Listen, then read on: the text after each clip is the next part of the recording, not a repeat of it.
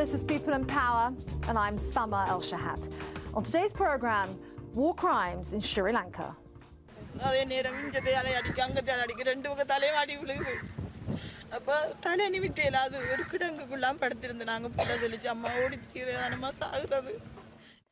May 2009, Sri Lanka's decades-long civil war with the Tamil Tigers, the Liberation Tigers of Tamil Eelam, came to a bloody close after government forces launched a massive offensive. What exactly happened during the last days of the battle is still the subject of fierce debate. But it's clear that as the rebel perimeter shrank, around 1/3 civilians were trapped between the two armies, and tens of thousands were killed. The government says the LTTE were using civilians as human shields. Tamil exiles say the deaths were the result of indiscriminate shelling by the Sri Lankan army. Each has accused the other of atrocities. The LTTE was crushed in the offensive, most of its leaders killed, and thousands were captured and imprisoned. But the Sri Lankan government has so far refused to agree to an independent international war crimes investigation. Now, a UN panel has found that the allegations against both sides are credible. It says they may have committed serious violations of humanitarian law.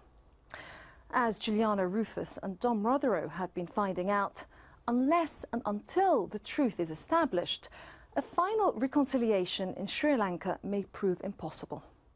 Some of the images in their film are deeply disturbing. When Sri Lanka's President Mahinda Rajapaksa visited the UK last December, he was greeted by protests outside his hotel. Many in the Tamil diaspora accused the Sri Lankan government of committing war crimes during the final stages of their conflict with the Tamil Tigers. My people, everything dead. My mom, my dad, small people, everything dead. This is arrest him. This is England is police. Arrest him. President Rajapaksa's visit was cut short when activists sought to arrest a top general in his entourage. The diaspora continues to distribute images like these to spur international demands for a war crimes investigation. These are dead female Tamil tigers, believed to be filmed by a Sri Lankan soldier. Yet last year, at a parade celebrating the end of the war, the president praised the conduct of his troops. The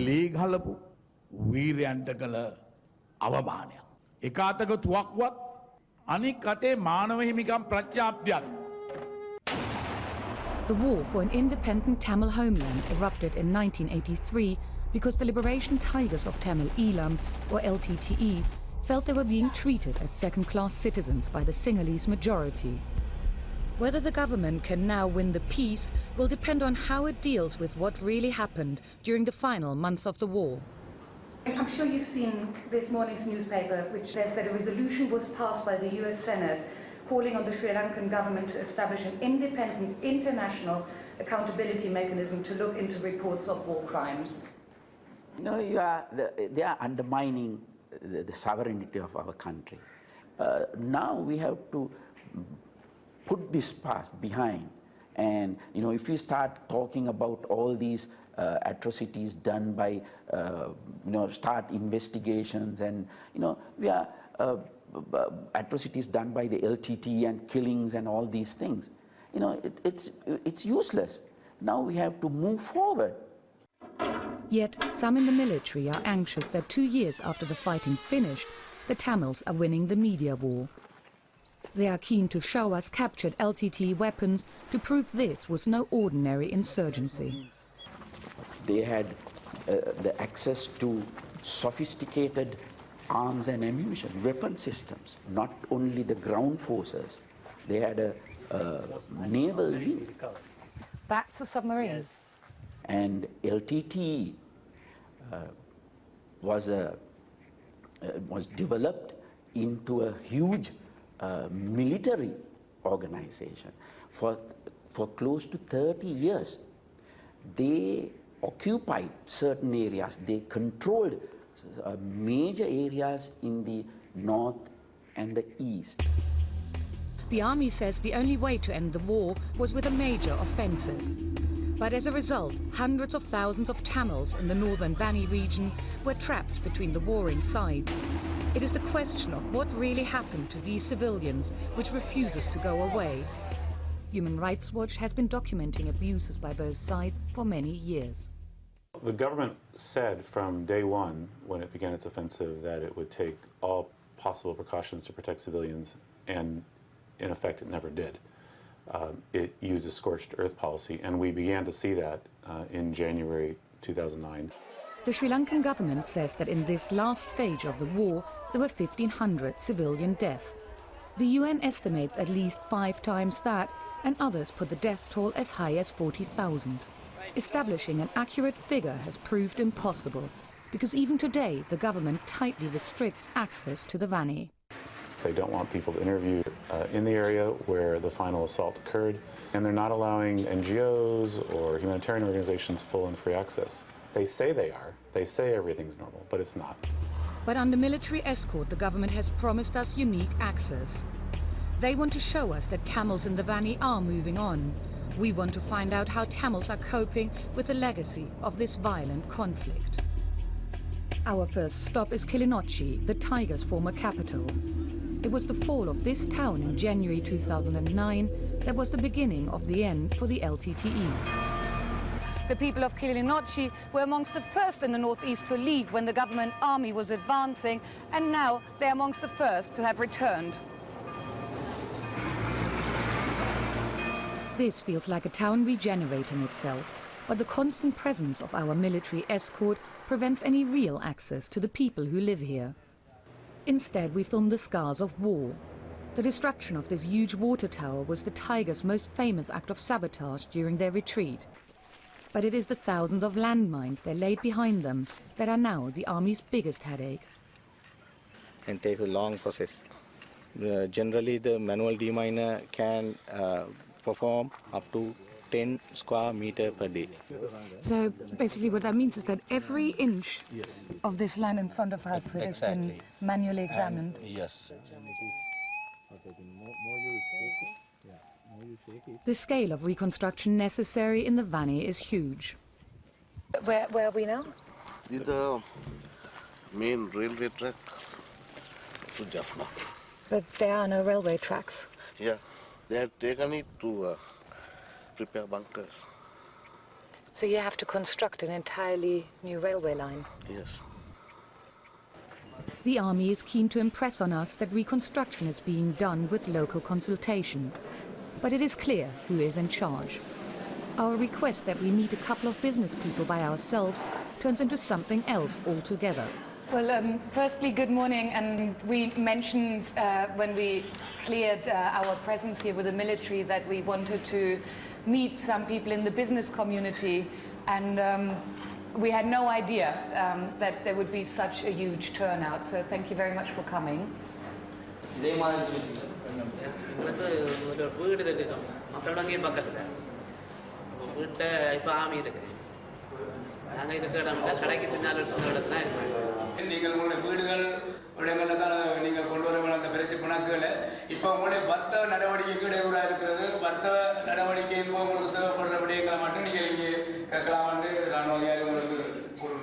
The fact that the army plays such an important role in the reconstruction worries Sri Lankan rights campaigners like Dr. Saravanamuthu.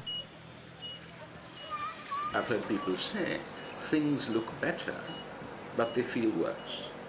Any talk about civil and political rights is seen as irrelevant at best and subversive at worst. So the argument is the government defeated terrorism with a single-mindedness of purpose. Now it will do likewise with economic development. No questions asked. You join the bandwagon and you proceed. We get our own taste of how tight the authorities' control can be when we try to interview one of the local Tamil MPs, Shivanyanam Sridharan. Even at a school sports event, the military is eavesdropping. And when we try to meet him at his office, our army escort intervenes to stop us. Meeting with somebody who's a local MP. Am I speaking to the Major General? So basically you're saying in the Kilinochchi area, we can only film things that have been pre-arranged with the Ministry of Defense. I mean, that feels like you're censoring the local MP. I mean, is he not free to talk to anybody who wants to talk to him? It's a big no to interviewing Sridharan. With our military escort, we head east from Kilinochchi. We're retracing the route of the advancing army as the Tigers retreated in 2009. The scores of military bases we pass explain Tamil reports that they feel under occupation. This is the crossing point between Kilinochchi and Mullaitivu district. We're just being handed over from one team of military to the next, and we're the first international TV crew that's been allowed to film in this area. We are entering the heart of the war zone. Uncleared landmines mean that civilians have not yet been allowed to return, and the only signs of life, apart from the military, are abandoned herds of cattle. But in 2009, these roads were jammed with refugees, as almost the entire population of the Vani fled the army's offensive. At the time, the government claimed there were only 70,000 civilians here, but later over 300,000 turned up in displacement camps. This is the website of the Sri Lankan Defence Ministry, and what you can see here on the map is the advancing Sri Lankan army, the blue arrows, and also the shrinking Tamil Tiger territory here in red. What you don't see is the wave of civilians being pushed towards the coast. Trapped between the army and the Tigers, these civilians were under constant attack. Ramanan was part of the mass exodus, working for an aid group linked to the Tigers. ஒவ்வொரு செகண்டும் அங்கே மக்கள் செத்து கொண்டாண்டிருந்தேன். அந்த எங்களுக்கு என்ன நடக்கும், எப்படி நாங்கள் போனோம்.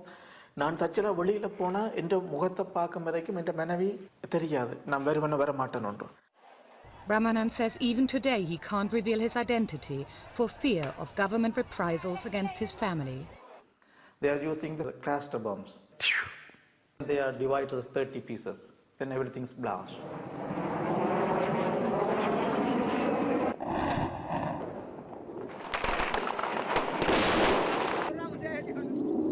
அதென்றால் எப்படி கண்ணால பார்க்க இல்லாத நிலைமையாகும். அப்படி விழுந்து விழுந்து கிடக்க நாங்கள் அப்படி கடந்து கடந்து இப்படி குனிஞ்சு தான் வந்தோம். இஞ்சால வரும் அப்படி அது கூட ரவுண்ட்ஸ் வரும். அப்ப இப்படி தவண்டும் சில வேளையில வந்திருக்கிறோம். ஒரு படியை நொண்டு கிடக்குற அக்கா எங்கேயும் கொண்டு போங்க சொல்ல. அப்ப நான் சொன்னேன் எங்கட தம்பி மாதிரி கிடக்குன்னு சொல்ல. அப்ப அப்படி வரையலாது. அப்ப நாங்கள் தூக்கி கொண்டு போனா நாங்க 2 பேரும் தூக்கலாது. The government announced sequentially that there would be no fire zones, so people retreated to places where they thought they would be safe. Civilians had every reason to think that if they went to these places, they would not be attacked, but they were consistently attacked. We reach Putukuri-Rupu, where one of the most hotly disputed incidents of the offensive took place, the army shelling of this hospital. This is Putukuri-Rupu hospital, so it is damaged. How do you actually see what caused the damage? It's damage cause of some the small arms and some shelling also. But when the shelling took place, there were still civilians in the hospital. That I cannot be assured. I cannot say the civilians were here or not at the time of the shelling. I don't think. But these images tell their own story.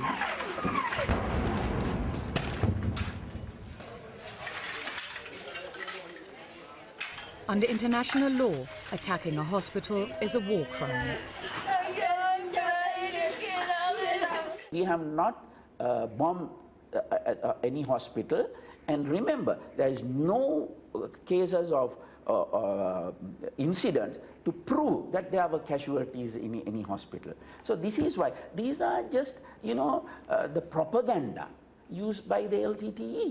Yet the shelling has been verified by members of the International Red Cross who were present at the time. And until the government allows an independent inquiry into this and other such incidents, the accusations and the denials will persist. By April, the Tigers and 300,000 refugees had been driven onto a tiny strip of land between the Nandivaka lagoon and the ocean. Colonel Senarat Yapa was one of the army's commanders. He takes us to the bank of the lagoon that separated his forces from the site of the Tigers' last stand. My understanding is that we're the first journalists who've actually been allowed to see this area.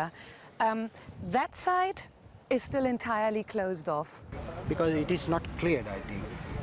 Still the mine, demining is happening, and I think it's risk to go there until proper clearing is taking place. Because it's given so much rise to speculations about mass graves that are being covered up. Those are rumors only. But so far, nobody is allowed in there. Nobody. Any international observers? No. Although part of the coastal strip was designated as a no-fire zone, survivors describe constant shelling. பார்த்தா tent மக்களோட குடியிருப்புன்றது tent. அப்போ நான்லாம் பார்த்துட்டு நான் வெட்டியிலிட்டு பார்க்குறேன், ஒரு டென்ட்டுக்கு மேலே செல் விழுந்து உடுப்பு துணி ட்ரெஸ்ஸஸ் பறக்கிற மாதிரி இருந்துச்சு. எனக்கு பறக்குது.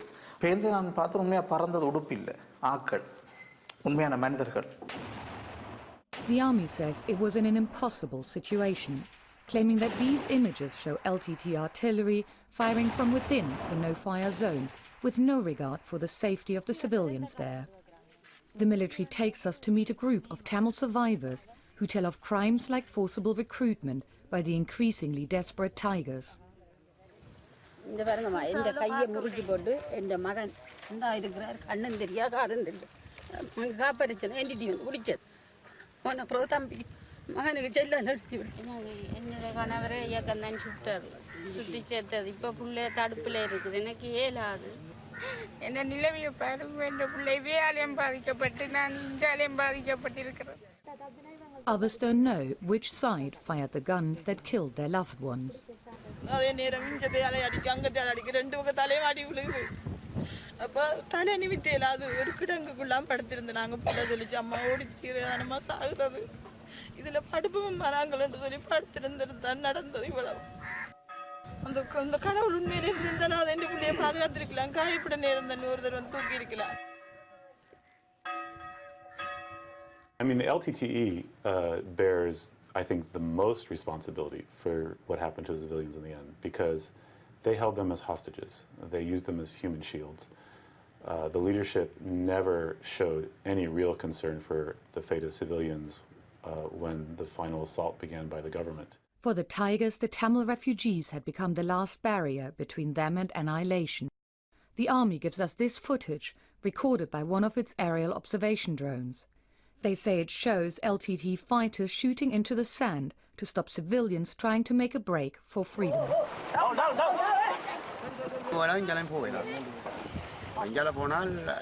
அவங்க சொல்றாங்க, என்னடா ராணுவம் சுடையில ராணுவம் வந்து எங்களை அழைச்சி உள்ள கிடக்க போனால் அவங்க சொல்றாங்க.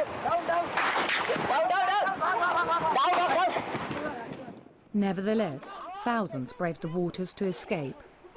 Many drowned along the way.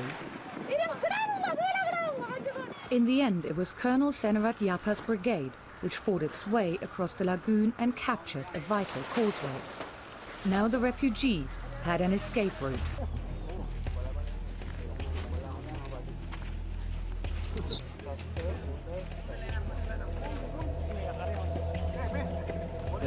Was the accomplishment of our mission. Prime aim was to rescue civilians, and when they were coming, actually we were happy and really happy about that. எல்லாம் முடிஞ்சது. அங்கே எல்லாரும் சரி, LTD leaders சரி, அவள் சரி, இவள் சரி, இதுக்கு வந்து எல்டிடியோட சம்மந்தப்பட்ட ஆக்கள் இருந்தால் எழும்பி தனியாக வாங்கோ அப்படின்னு சொல்லி. அப்போ என்ன குறைகளுக்கு என்ன மனசையும் கொஞ்சம் முழுபட்டு வந்து பிள்ளைகளாம் அப்பா அப்பான்னு கத்துதுகள். அதுதான் நான் என்னோடய மனைவி பிள்ளைகளை பார்த்த கடைசி நேரம். எங்களுக்கு முன்னால் ஒரு ஆளை சுட்டவங்க, நீங்கள் எங்களுக்கு ஒத்துழைக்காட்டி தான் உங்களுக்கு நடக்குமான்ட்டு. As this footage shows, Ramanand's experience was not an isolated one. It is these images, above all, that have galvanized the demand for war crimes investigation. There is video footage which shows soldiers, government soldiers, executing what appears to be LTT cadres who are there with their hands tied up, and that footage has been authenticated by international experts. No, you can say international experts.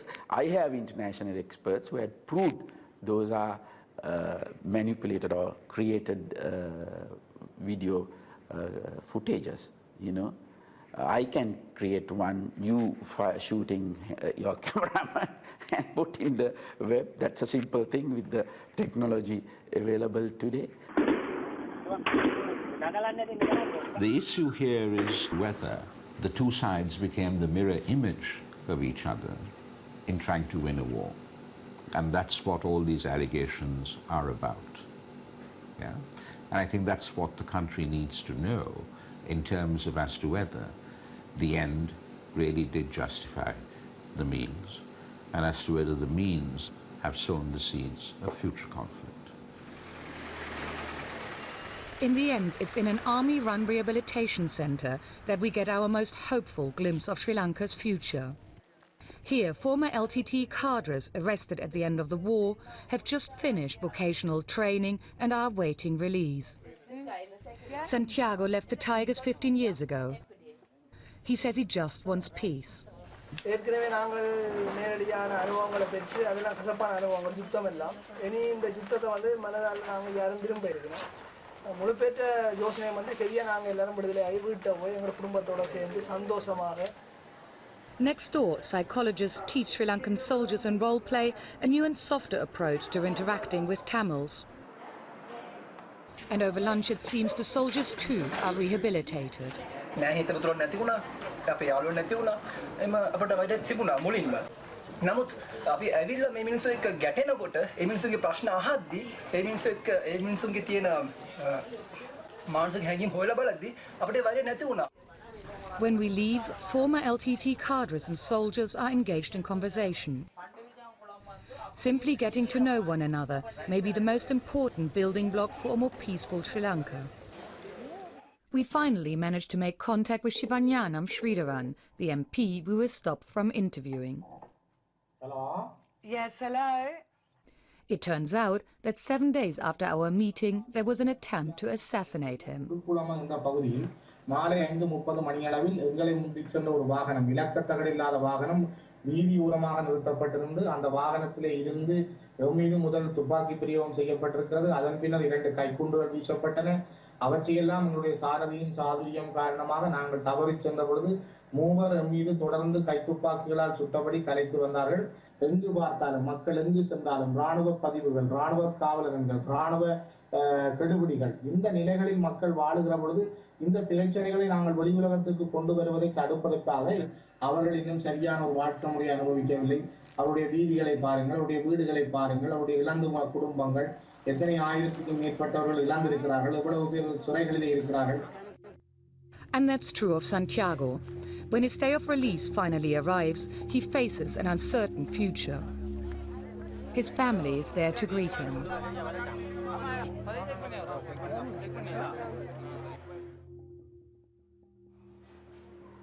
Sudantarana Singh, the brigadier in charge of rehabilitation, has some final words of encouragement for the 106 former Tamil Tigers. But after the ceremony, the brigadier is besieged by a group of Tamil women.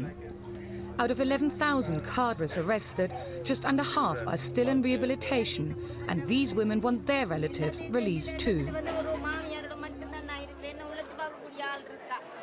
Request for release of my husband. I have, I think, over 5,000 letters of this. So basically this lady is saying that her husband was forced to join the LTT when he was very young, so he shouldn't be condemned for it. Nobody is condemned. Nobody is condemned. These people are given a second chance for their life. History is forgotten. Let's bury it. Let's start fresh. But for the Tamils, making a fresh start may not be so easy. இப்போ கேட்குறோம் திருப்பியும் தமிழர் ஆயுதம் ஏந்தி வீணமா, அது எனக்கு சொல்ல தெரியல. ஆனால் எந்த பிள்ளை மறக்க மாட்டான்னு தான் நான் நினைக்கிறேன். எந்த பிள்ளைன்னு நான் சொல்கிறேன், இதை மாதிரி அந்த 1000 பிள்ளைகள் இருக்கலாம், லட்சம் இருக்கலாம், அவைகள் மறக்க மாட்டேன்னு நான் நினைக்கிறேன். Can you have national unity without reconciliation? Can you have reconciliation without accountability? You know, we may never get justice in terms of what has happened in this country, but we will get the truth, so that if we are to forge ahead into the future, we'll have a good idea as to where we're starting from. Santiago gets his reintegration certificate and heads off to start his new life. Time will tell how easy or not it is for his country to do the same. That's all for this edition of People and Power. If you'd like to comment on our film or any other matter, we'd love to hear from you on aljazeera.net/English. Until next time, bye-bye.